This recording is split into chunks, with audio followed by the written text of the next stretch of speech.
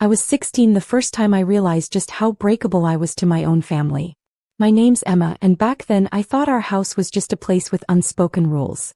You grow up thinking you can trust the people under your roof. Your mom, your dad, your brother. That even if things weren't picture perfect, family was supposed to be the frame that held you steady. I wasn't a fool, not entirely, but I definitely wasn't ready for the night everything shattered. From the outside we looked like a magazine cover. My father, Robert, was this imposing figure, all booming voice and ironclad opinions. He believed in perfection, though the love part of his tough love always felt conditional. My mother, Susan, was quieter, the gentle hand that smoothed over all the cracks. She was the buffer. My older brother, Ryan, was 18 and knew how to work the system like a master. He was the golden child, destined for greatness. And then there was me, 16, the artist, the quiet one. I didn't make waves. I really tried to just blend into the wallpaper, but that only made me the perfect canvas for blame. Ryan and I used to be close. We'd hide in the attic and draw for hours, making up worlds where we were the heroes. But somewhere around the time Ryan realized his charm was a currency, things changed. He learned he could get away with anything as long as he had a convincing story. And my dad, God, he bought every word. Ryan could tell the most elaborate lie and walk away with a proud pat on the back, while I got interrogated for things I never even thought of doing. The incident that broke me started, fittingly, with something breaking. It was my dad's prized Community Leadership Award, a hideous glass eagle he kept on the mantel. I'd just gotten home from school, dropped my art portfolio in my room, and was heading to the kitchen when I heard my dad's roar from the living room. Not just calling my name but tearing it apart. "Emma, get in here now." My stomach turned to ice. I hadn't done anything. I ran through a mental checklist. Did I leave my paints out? Forget a chore? I walked in, my heart hammering against my ribs. My dad was standing there, face turning a deep shade of red, arms crossed. Ryan was on the sofa, staring at the floor, perfecting the role of the innocent bystander. And on the hardwood, the glass eagle lay in 1,000 glittering pieces. "You think I'm an idiot?" Dad snarled the second he saw me. "Ryan told me everything. You knocked this over and just walked away." My jaw fell open. "What? Oh, I just got home." "Don't you dare lie to me," he boomed.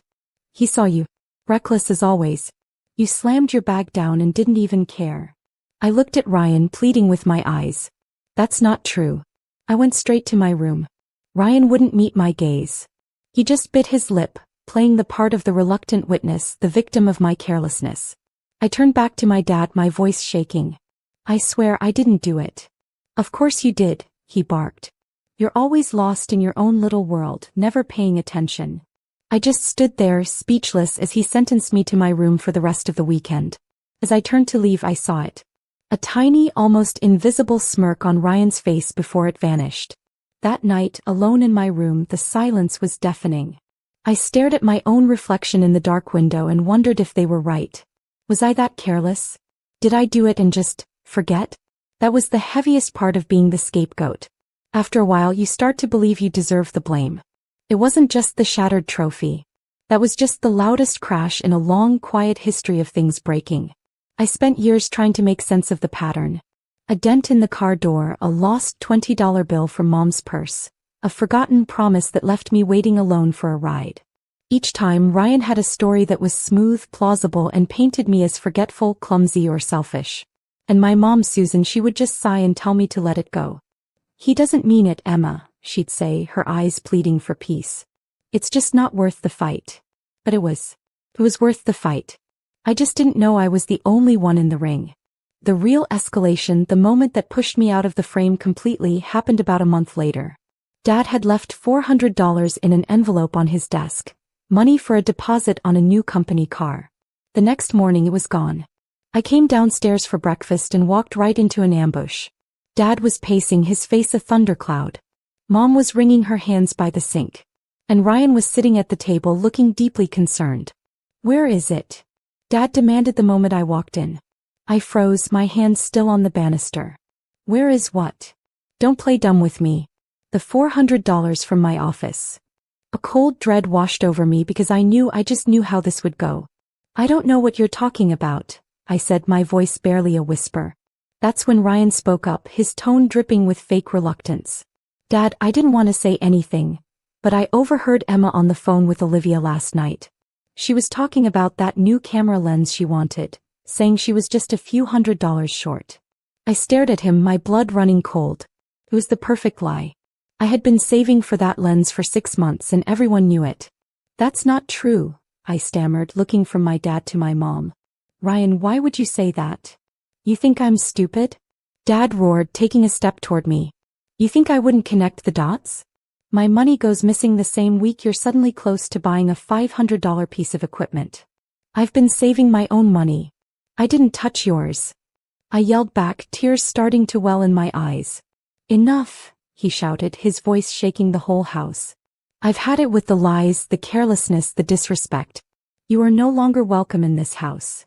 The words hung in the air, sharp and heavy.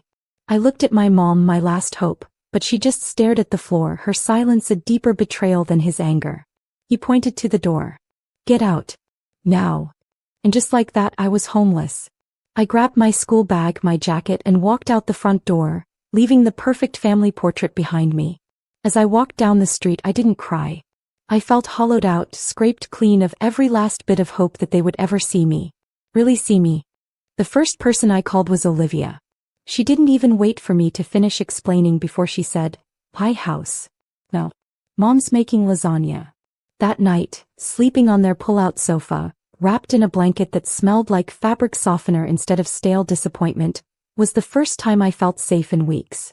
Olivia's parents didn't grill me with questions. They just gave me food, a place to sleep, and the quiet understanding that I was welcome, no strings attached.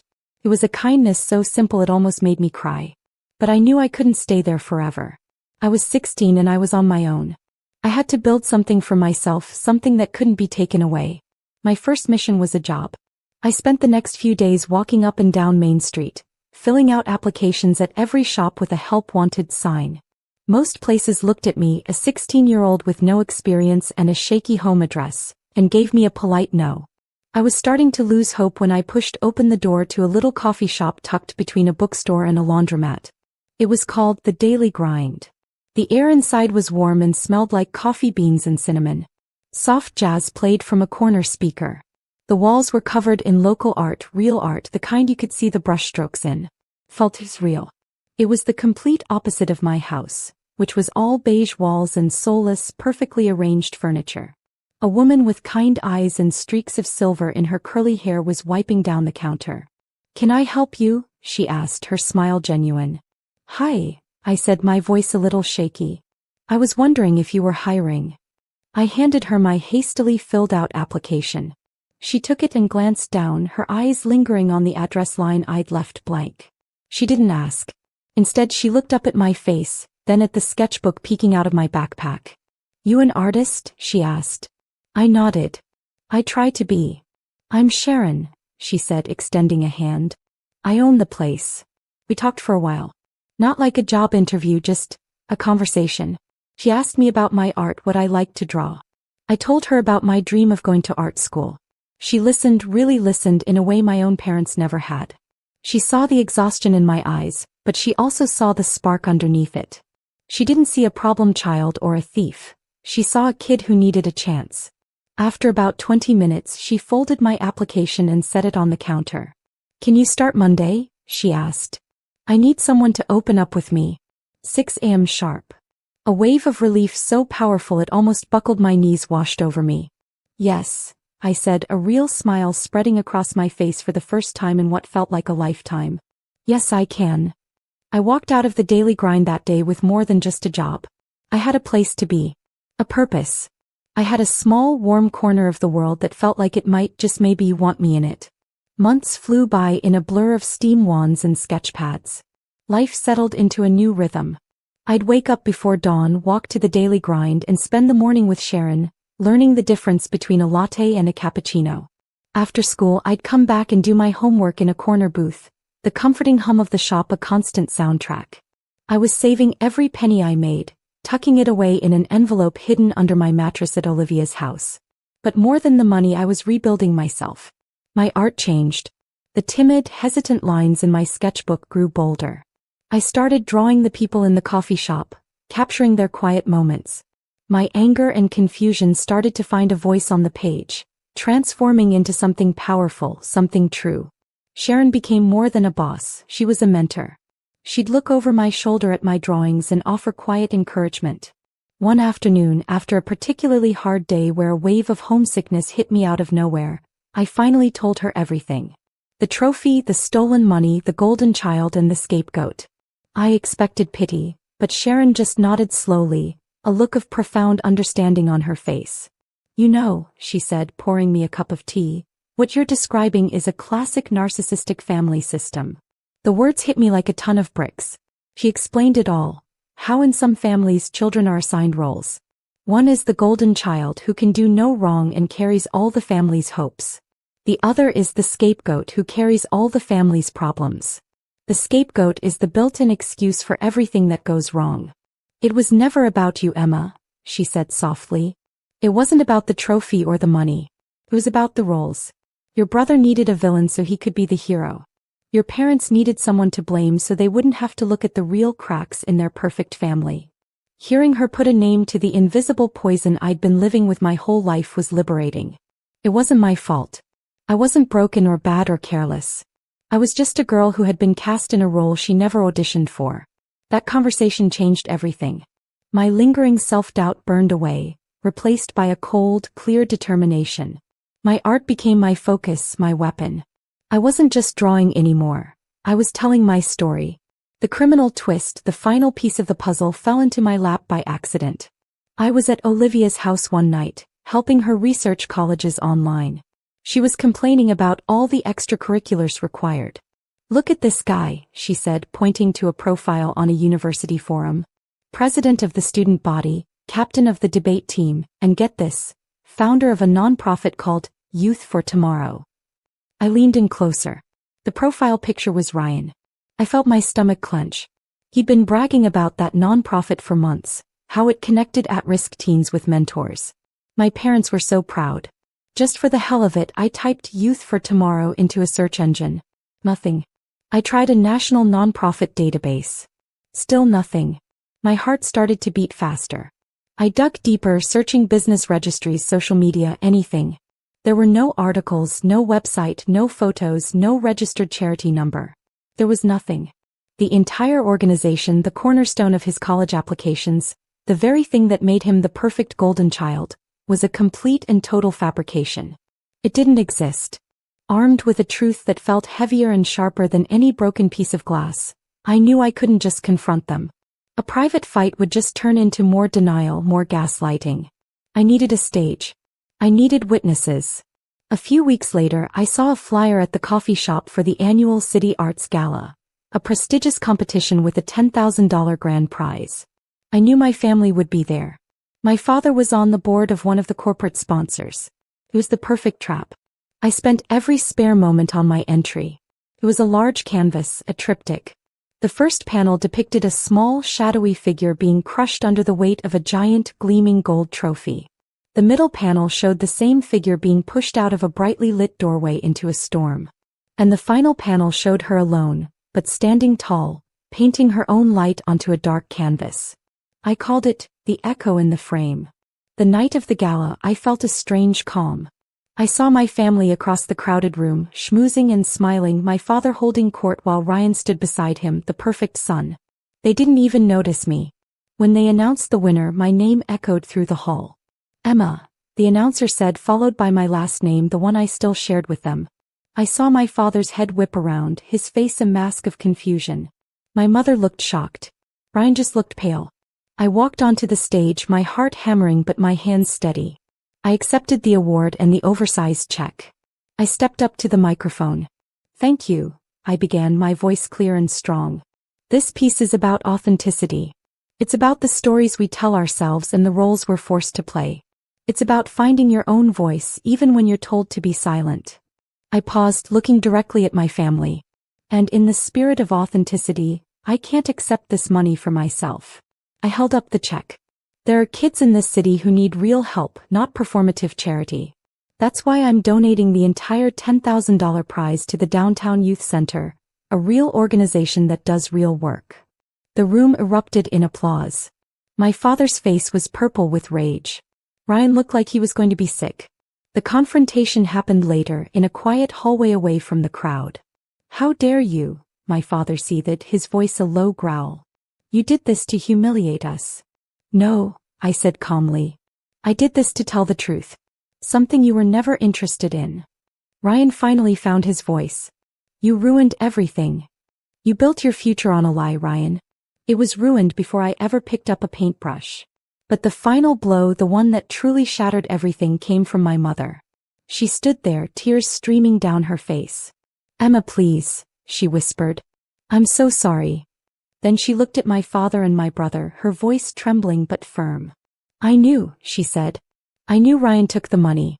I found the empty envelope in his trash can. I was just too afraid to say anything." The silence that followed was the sound of a family finally, irrevocably breaking apart. The fallout from the gala was swift and brutal. An article in the local paper praised the powerful statement made by a young artist, and a small sidebar mentioned Ryan's nonprofit couldn't be verified. That was all it took. The university he was planning to attend launched an investigation. Within 2 weeks, his acceptance was rescinded. My father's business associates, the same men he'd been laughing with at the gala, started keeping their distance. Public image was everything to him, and I had publicly tarnished it with the one thing he couldn't control: the truth. A week later, my mom called and asked me to meet them. I agreed, but on my terms. Not at their house, but at a neutral space, a quiet park bench. When I arrived, they looked smaller somehow, stripped of their power and prestige. My dad, for the first time, didn't seem so tall. Ryan wouldn't look at me. It was my mother who spoke first. "We're sorry, Emma," she said, the words sounding hollow. "We made mistakes." My father grunted. "Your brother was wrong, but you didn't have to handle it that way. You tore this family apart." I just looked at him, no anger left, only a profound sense of clarity. "This family was already apart," I said. "You just didn't want anyone to see the pieces. I wasn't a daughter, I was a role. I was the scapegoat. And Ryan was the golden child. None of it was real." Ryan finally looked up, his eyes red. "I'm sorry," he mumbled. "I never meant for." "It doesn't matter what you meant," I said, not unkindly. "It only matters what you did. And what you all did was teach me that I couldn't rely on you. So I learned to rely on myself." I stood up. They thought this meeting was about reconciliation, about finding a way to glue the family back together. But for me, it was a farewell. "I don't hate you," I told them, and I was surprised to find that it was true. "But I can't be that person for you anymore. I won't be your villain. I won't be your victim. I'm just me. And I have to go live my own life now." I turned and walked away. I didn't wait for a response. I didn't look back. There were no tears, no dramatic final words, just the quiet sound of my footsteps on the gravel path, walking toward my own future. That afternoon, I signed the lease on a small studio apartment above a flower shop, just a few blocks from the daily grind. I paid the deposit with the first paycheck from a gallery that had offered to display more of my work. As I stood in the empty room, sunlight streaming through the large window, I didn't feel sad or angry. I felt light. I felt peaceful. I had walked out of a house built on lies and into a space that was entirely my own. The echo in the frame had finally gone silent, replaced by the sound of my own voice,